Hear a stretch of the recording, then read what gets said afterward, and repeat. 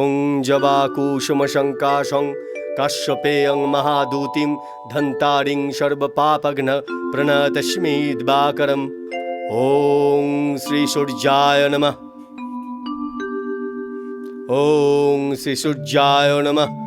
ওং শ্রী সূর্যায় নমঃ। দুর্গা, দুর্গতি নাশিনী, রক্ষা করো মা। ও মা, কড়াই কি দিলে গো? এত ঝাঁক কেন?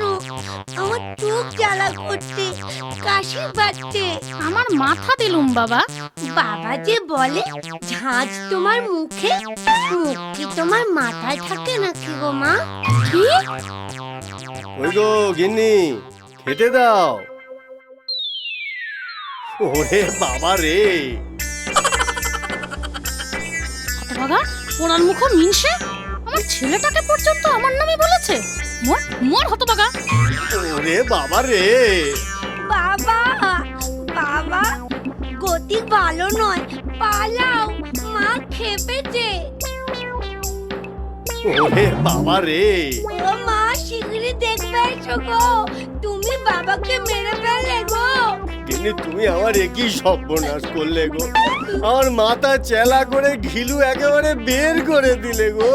বাবা রে! সে কি? ওগো, আমার কি সর্বনাশ হয়ে গেল গো। ওগো,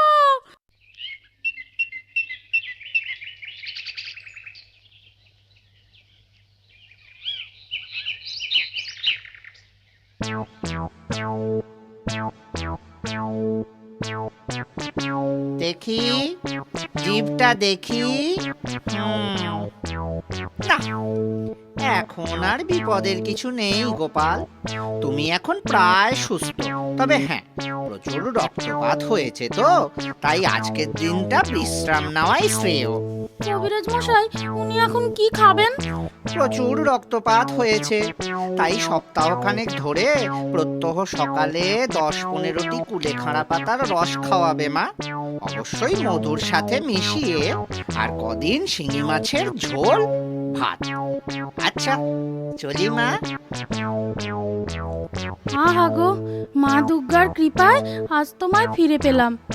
আমার শাখা সিঁদুর অক্ষয় হলো গো। দেখো, যেন আবার বলি দেবার প্রতিজ্ঞা করো না। সে কথা আবার বলতে। তুমি কিন্তু আমায় একটুও ভালোবাসো না। মরণ কেন, সন্দেহ হয় নাকি? তাহলে মাথায় ওরকম নারকেল ছুঁড়ে মারলে যে? সে তোমায় মারার জন্য নাকি? ছেলেকে মারতে গেছি, গিয়ে লেগেছে তোমার কি মাথায়। সর্বনাশ! ছেলেটা যদি মরে যেত? আমার তখন মাথা গরম হয়ে গিয়েছিল। উনুনের সামনে বসে রাধ্যে রাধ্যে বুঝি?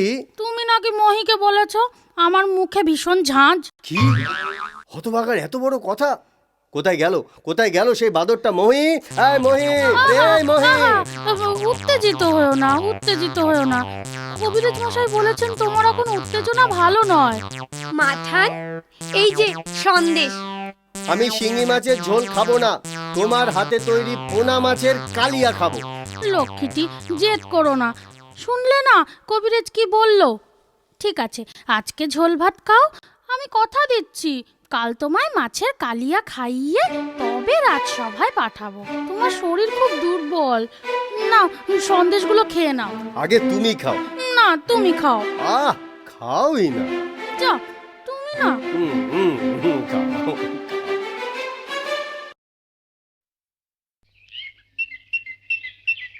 দুর্গা, দুর্গা, গিন্নি, যাচ্ছি গো।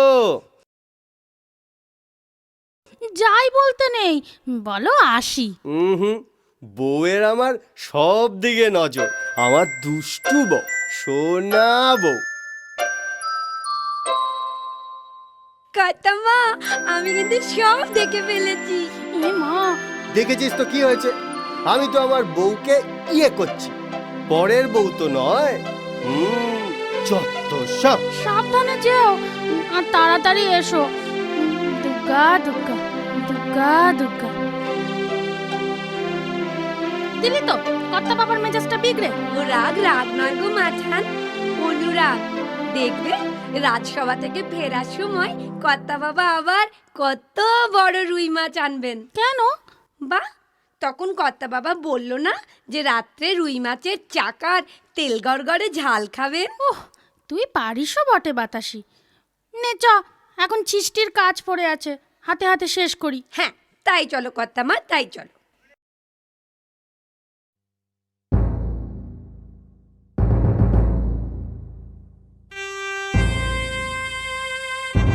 পরম প্রতাপী, পরম দয়ালু, সুবিচারক মহারাজ কৃষ্ণচন্দ্র রাজসভায় প্রবেশ করছেন। জয় মহারাজ কৃষ্ণচন্দ্রের জয়, জয় মহারাজ কৃষ্ণচন্দ্রের জয়, জয় মহারাজ কৃষ্ণচন্দ্রের জয়, জয় মহারাজ কৃষ্ণচন্দ্রের জয়। দেখি আজও গোপাল আসেনি? বেশি খেয়ে খেয়ে পেট মোটা হয়ে গেছে মহারাজ, একটু শুকক, তারপর দেখবেন আবার কেমন সুরসুর করে চলে আসবে। ওই দেখুন মহারাজ কি আসছে। গোপাল, এ কি অবস্থা তোমার? এমন দশা তোমার কে করলো? মহারাজ আপনি বড় বোকা। কেন? মহারাজ গোপাল আর সেই ননী গোপাল নেই, কেষ্টনগরের বিনিকেষ্ট হয়ে গেছে। দেখুন কোন গোপিনীর বস্ত্র হরণ করতে কে গুঁতো খেয়েছে। দেখি কিসের গুঁতো খেয়েছে গোপাল? না চালা কাটে? মালার ভাই। দেখি এ তো বড় আশ্চর্য ব্যাপার ভাই। কেন আশ্চর্য হবার কি আছে? স্বর্গ থেকে ইন্দ্রের গলায় মারা পড়ে দশরথের মা ইন্দুমতি যদি মারা যায়, তাহলে আমার মাথায় মালা পড়ে মাথা ফেটে যাবে না কেন ভাই? তা মালাটি কিসের আর ফেললই বা কে? আগে মহারাজ, মালাটি নারকেলের, ফেলেছে আমার গিন্নি। ঠিক আছে ঠিক আছে, ওসব তোমাদের ব্যক্তিগত ব্যাপার, আমাদের নাক না গলানোই ভালো। তুমি বরং তোমার নিজের আসনটি অলঙ্কৃত করো। যথা আজ্ঞা মহারাজ।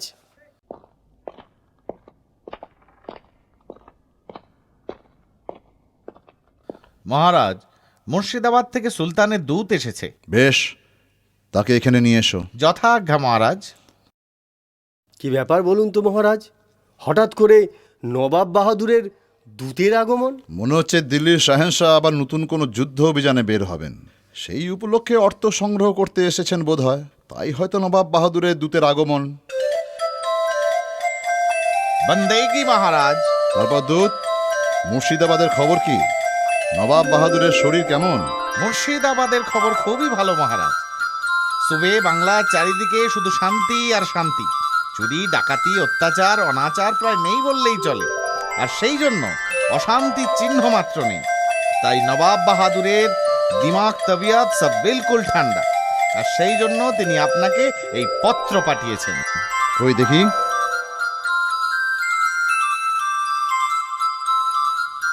একে অতিথিশালায় নিয়ে যাও, আর হ্যাঁ দেখো যেন যত্ন আত্মি কোনো ত্রুটি না হয়। সে ব্যাপারে আপনি নিশ্চিন্ত থাকতে পারেন। আসুন আসুন আমার সাথে।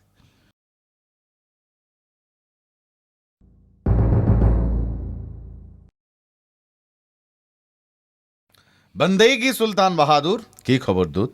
মহারাজা কৃষ্ণচন্দ্র আপনার পত্রের জবাবে এই পত্রখানা আপনাকে পাঠিয়েছেন।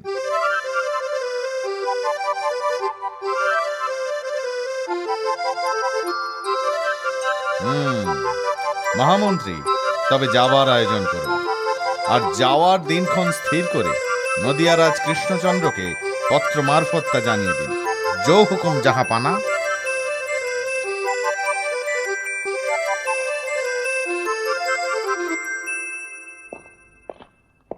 বন্দেগি নবাব বাহাদুর? আরে নদিয়ানের প্রতি মহারাজ কৃষ্ণচন্দ্র স্বয়ং। কি নসিব আমার। আসুন, অন্দরে আসুন। আসার সময় পথে নবাব বাহাদুরের কোনো কষ্ট হয়নি তো? কষ্ট? না না না, কষ্ট কিসের? চওড়া রাজপথ, ছায়া ঘন পরিবেশ, বরং মুর্শিদাবাদের থেকে শতগুণে ভালো আপনার এই নদিয়ার রাজ্য। তারপর রাজা এ দুটিকে। আগে এরা দুজনে আমার মন্ত্রী, এ হবুচন্দ্র সেলাম নবাব বাহাদুর। আর এ গবুচন্দ্র। এলাম নবাব বাহাদুর। সেলাম মালিক। আগে মালিক, অতিথিদের জন্য কিছু। ও হ্যাঁ হ্যাঁ হ্যাঁ, পাত্রটা এখানে রাখো। নিন, কিছু শুকনো ফল আছে, সুদূর পারস্য দেশ থেকে আনা, খেয়ে দেখুন। নিশ্চয়ই মহারাজ। সুলতান বাহাদুর, আমার একটি নিবেদন ছিল। বলুন, কি নিবেদন? শুনেছি আপনি মাংস খেতে বড়ই ভালোবাসেন, তাই আপনার জন্য দেশি মুরগি আর ছাগল আর সুদূর কামরূপ থেকে সুপুষ্ট ভেড়ার বন্দোবস্ত করেছি। যদি দয়া করে এই সামান্য নজরানা গ্রহণ করেন তবে নিশ্চয়ই নিশ্চয়ই। আজ আমি তবে আসি।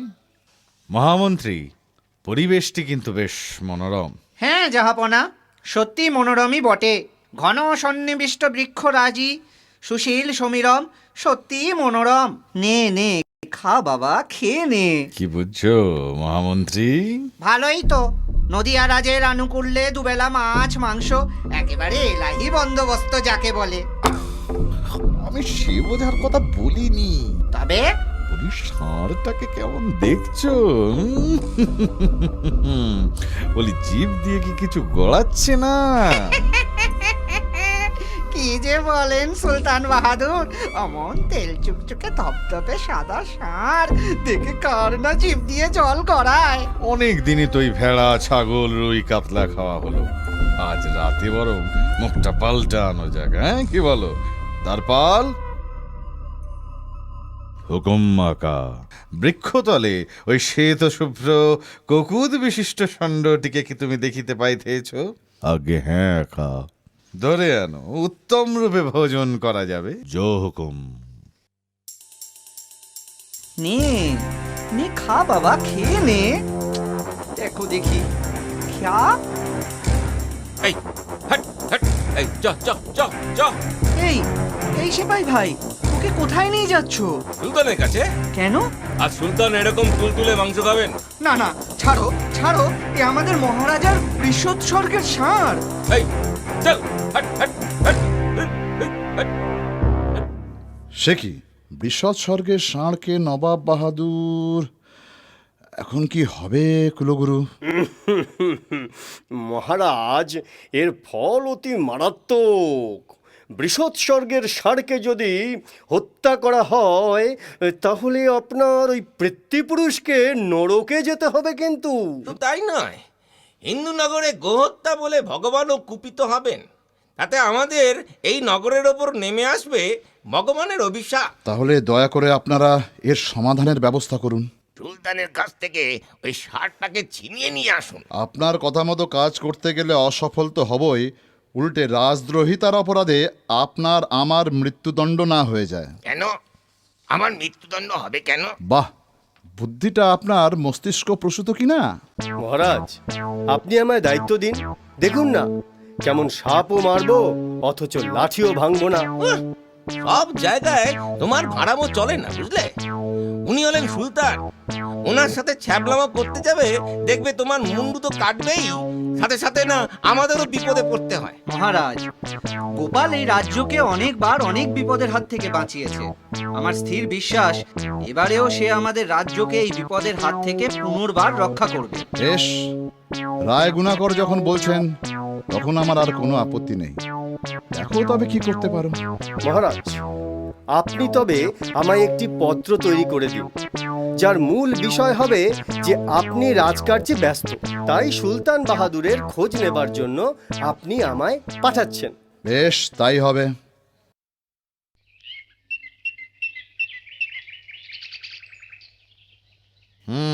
সোনাহারি। হারি নয় সুলতান বাহাদুর, ভার, গোপাল ভাঁড়, মহারাজের বিদূষক। হ্যাঁ হ্যাঁ হ্যাঁ, গোপাল ভাঁড়, মহারাজের বিদূষক। শোনো, মহারাজকে বলো আমি এখানে যথেষ্ট ভালো আছি। এখানকার স্বাস্থ্যকর পরিবেশের জন্য শরীরে আমি দ্বিগুণ বল অনুভব করছি। ইচ্ছে আছে আরও কিছুদিন এখানে থাকবো। তো বেশ তো সুলতান বাহাদুর, থাকুন না। এতে আমরা নদিয়াবাসী সাথে মহারাজ পর্যন্ত যথেষ্ট আনন্দিত হবেন। আচ্ছা সুলতান বাহাদুর, এই ষাঁড়টা এখানে এলো কি করে? হ্যাঁ, আমার এই ষাঁড়টাকে খেতে খুব ইচ্ছে হয়েছে, তাই বেঁধে রাখা হয়েছে। সন্ধ্যায় কতল করা হবে। জাহাপনা, এই একটা কাজ খুব ভালো করেছে। বহুদিন ধরে হয়ে আসা একটা উৎপাতের হাত থেকে আমরা মুক্তি পাবো। উৎপাত? উৎপাত নয় সুলতান বাহাদুর, এরকম বদখত ষাঁড় আমি জীবনে দেখিনি। ওর প্রধান খাদ্য মানুষের বিষ্ঠা, আর প্রধান পানীয় না থাক, সে আর কহতব্য নয়। জানেন, ওর জ্বালায় মাঠে ঘাটে মলত্যাগ করার উপায় নেই। একেবারে গুঁতিয়ে তুলে দিয়ে মুহূর্তে সাবার। আবার এদিকে মহারাজের বিষৎসর্গের সাপ। কিছু করতে গেলেই মহারাজের বিষ নজরে পড়তে হবে। এখন আপনি কোতল করলে আমরাও বাঁচবো, আর মহারাজের মুখেও কুলুপ। ওই বিষ্ঠা খেকো ষাঁড়কে কোতল করা তো দূরের কথা, ওকে আমি এই শিবির চত্বরেই রাখবো না। দ্বারপাল, জো হুকুম আকা। ষাঁড়টিকে এই মুহূর্তে লাঠি পেটা করে এখান থেকে দূর করো। জো হুকুম আকা। আজ তোমার জন্য আমি ওই ষাঁড়ের মাংস খেয়ে অসুস্থ হয়ে পড়ার হাত থেকে বাঁচলাম। এই নাও তোমার পুরস্কার। সত্যি গোপাল, সত্যি তুমি মহান। ষাঁড়টিকে উদ্ধার করে তুমি শুধু ভগবানের কোপ দৃষ্টি থেকে আমার 14 পুরুষকেই উদ্ধার করনি, সেই সমস্ত নদিয়াবাসীকেও উদ্ধার করেছো। সত্যি তুমি মহান গোপাল, তুমি মহান। এই নাও তোমার পুরস্কার। সবই ভগবানের দয়া মহারাজ।